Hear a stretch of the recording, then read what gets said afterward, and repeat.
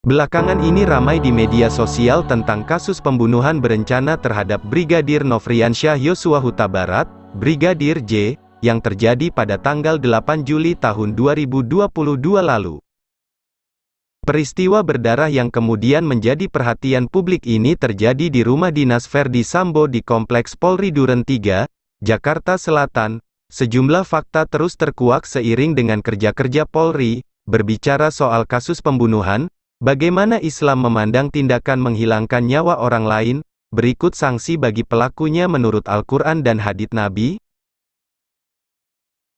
Terdapat banyak ayat Al-Quran dan hadits yang menjelaskan sanksi pelaku pembunuhan, mulai dari dosa besar hingga ancaman dimasukkan ke dalam neraka jahanam. Di antaranya adalah ayat Al-Quran berikut yang menegaskan pelaku pembunuhan akan mendapat siksa berat di akhirat kelak. Allah SWT berfirman,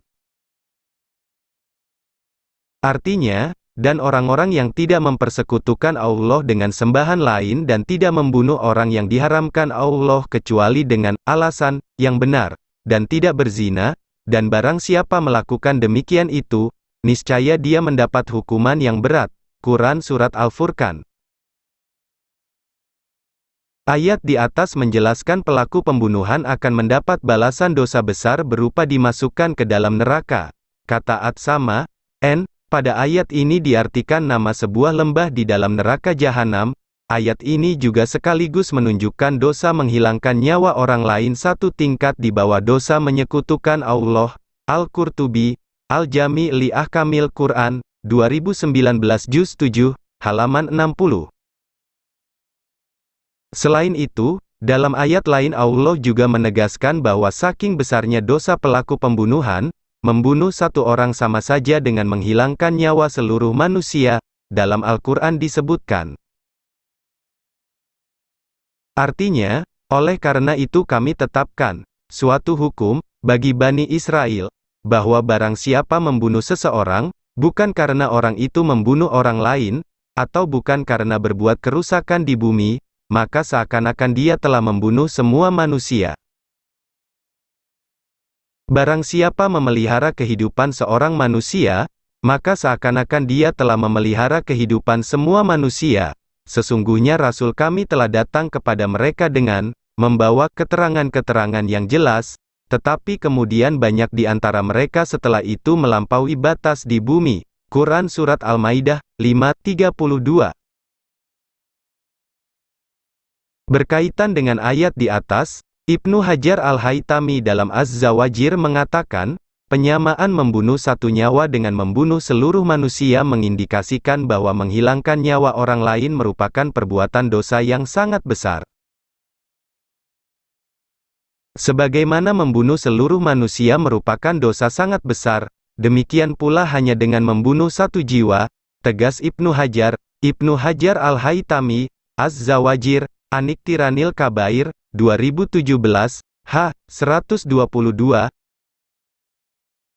Dalam beberapa hadis juga banyak disinggung dampak buruk dan dosa bagi pelaku pembunuhan.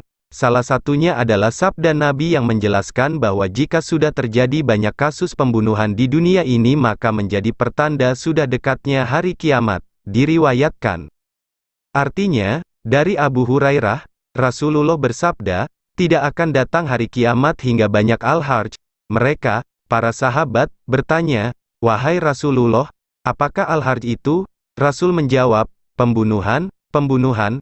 Hadis riwayat Muslim. Kemudian, dalam hadits lain dijelaskan, saking beratnya pertanggungjawaban di akhirat kelak atas aksi pembunuhan, kelak di hari akhir amal yang paling awal diadili adalah dosa pembunuhan. Diriwayatkan,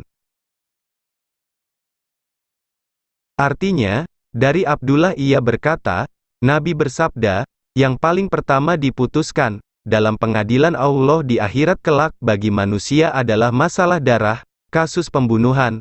Hadis riwayat Bukhari dan Muslim. Hadits ini tidak bertentangan dengan riwayat yang menjelaskan bahwa amal perbuatan pertama yang akan diadili kelak di akhirat adalah salat karena beda jenis. Jika salat kategori amal yang pertama diadili dari jenis ibadah kepada Allah sementara pembunuhan adalah kategori perbuatan yang berkaitan dengan interaksi sesama manusia, Ibnu Hajar Al-Asqalani, Fathul Bari, 2001, Juz C, halaman 404. Berikutnya, dalam hadits Nabi juga dijelaskan pelaku pembunuhan termasuk orang yang tidak akan bisa mencium bau surga, diriwayatkan. Artinya, dari Abdullah bin Amr, dari Nabi bersabda, barang siapa yang membunuh seorang kafir yang memiliki perjanjian dengan kaum muslimin, muahad, maka dia tidak akan mencium wangi surga, padahal sesungguhnya wanginya surga dapat tercium dari jarak 40 tahun perjalanan. Hadis riwayat Bukhari dan Muslim. Dari hadits di atas dapat dipahami bahwa mencium bau surga saja tidak bisa apalagi memasukinya. Semoga kita semua dijauhkan dari perbuatan keji ini. Maka kawan-kawan semua, jangan lupa subscribe channel ini, dan tekan loncengnya, supaya mudah mendapatkan sejarah populer dan kejadian yang terjadi sekarang, agar bertambahnya ilmu pengetahuan kita bersama. Admin pamit dulu, sampai jumpa kembali.